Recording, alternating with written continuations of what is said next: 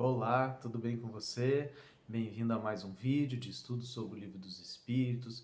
E o nosso tema, a nossa pergunta de hoje é: almas gêmeas, elas existem? Segundo o Espiritismo, o que o Espiritismo fala sobre essa questão? Se você quer saber sobre esse tema, quer saber a resposta para essa pergunta, continue com a gente, já deixa seu like se estiver gostando desses vídeos, estudo do Livro dos Espíritos, se inscreva no canal se não for inscrito e compartilhe com outras pessoas para também poderem conhecer o Espiritismo, o Livro dos Espíritos e terem acesso a esse conhecimento. Então vamos lá. Almas gêmeas existem, né? Metades eternas, aqueles espíritos que são destinados a se encontrarem em algum momento e viverem pela eternidade juntos. O Kardec discorre um pouco sobre essa questão e pergunta também aos espíritos sobre esse tema, naquela parte do Livro dos Espíritos que a gente estudou no último vídeo, em que fala da convivência, né, entre os espíritos no plano espiritual. Então, lembrando que a gente viu um pouco no vídeo anterior, que os espíritos, eles tendem a se unir, né, a conviver conforme o seu padrão evolutivo, seu grau evolutivo.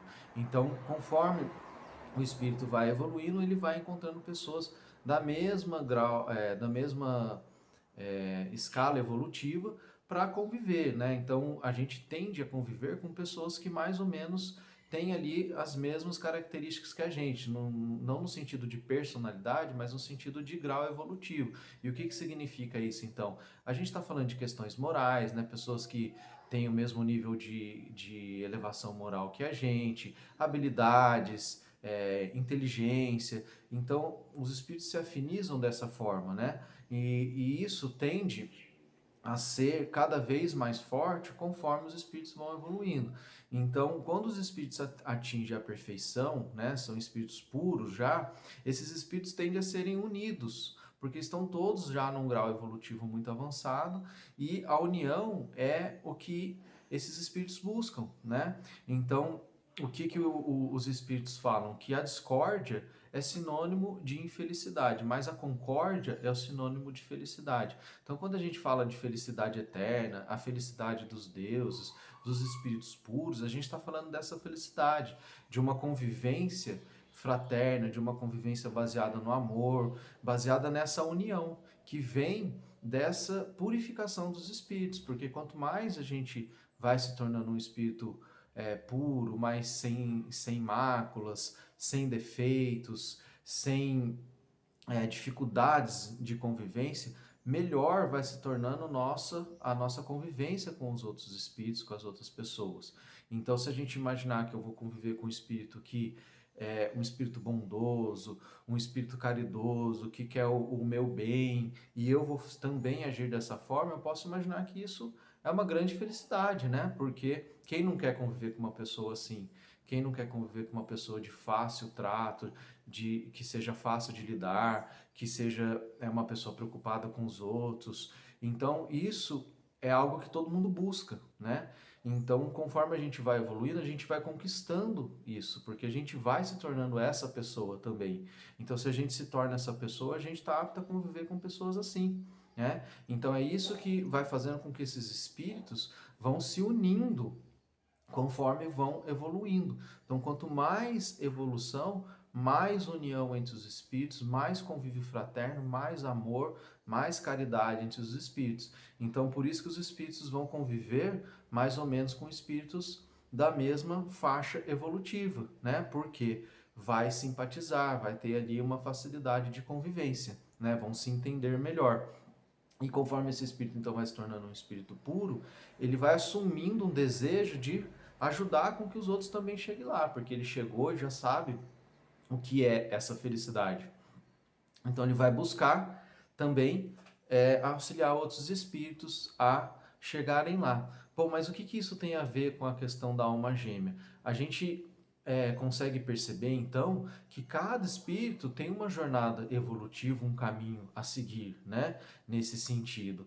Então, quando a gente pensa que a teoria da alma gêmea, né? Essa ideia da alma gêmea diz então que tem que ter uma outra alma para que esse espírito siga junto com ela na jornada, já começa a não fazer tanto sentido. Porque então esse espírito ele vai ser dependente de um outro espírito para cumprir a sua jornada espiritual. Isso não faz sentido, né? Porque daí esse espírito estaria incompleto. Então ele deixaria de ser um indivíduo porque ele precisaria de um outro espírito, né, uma outra metade, para se tornar esse indivíduo, né? Então é algo que não faz muito sentido. O que faz sentido? A gente pensar nesse amor fraterno, de união, né? Mas união de acordo com a simpatia, né? Que esses espíritos nutrem entre um e o outro, né?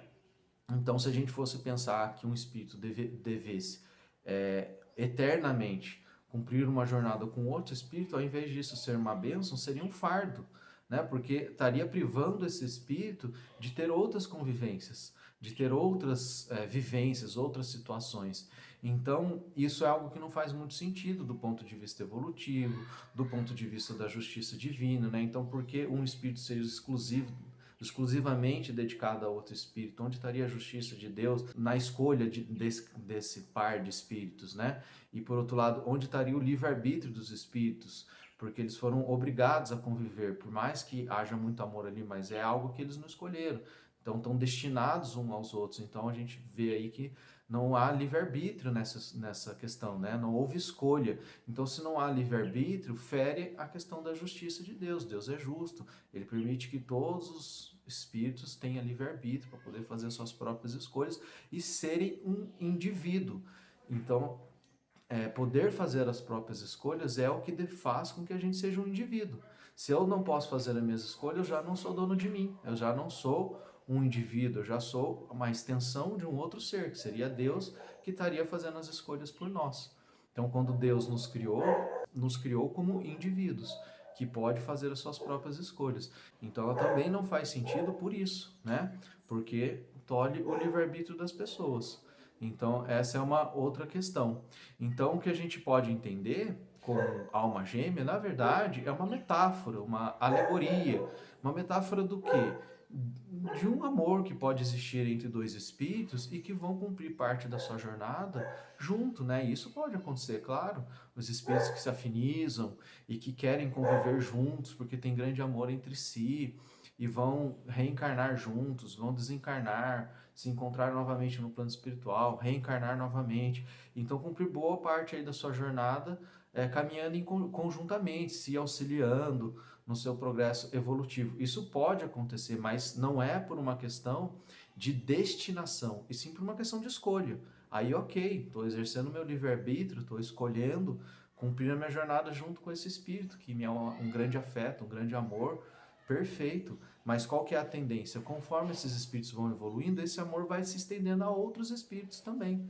Então vai se formando uma grande família espiritual, que pode ter começado ali da relação entre dois espíritos e que foi se estendendo, formando uma grande família espiritual.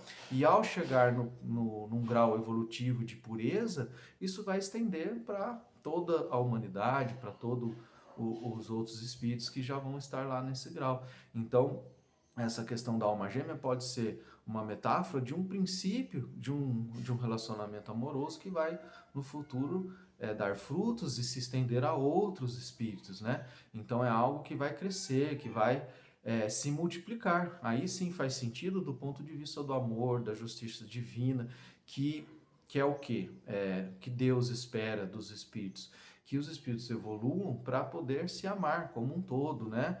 Esse amor tende a se igualar, se nivelar num nível muito elevado quando esses espíritos forem puros, então se igualar por outros espíritos também. Então a alma gêmea é uma metáfora desse amor que pode acontecer entre espíritos, mas que no fundo é um amor que vai se estender a outros espíritos também no futuro. Então é isso, se gostou desse vídeo, deixa seu like, se tiver algum comentário, deixa nos comentários para a gente poder responder e compartilhe com outras pessoas para também conhecerem o Espiritismo, conhecerem um pouco mais sobre esse tema e terem acesso a esse conhecimento. Muito obrigado e até o próximo vídeo.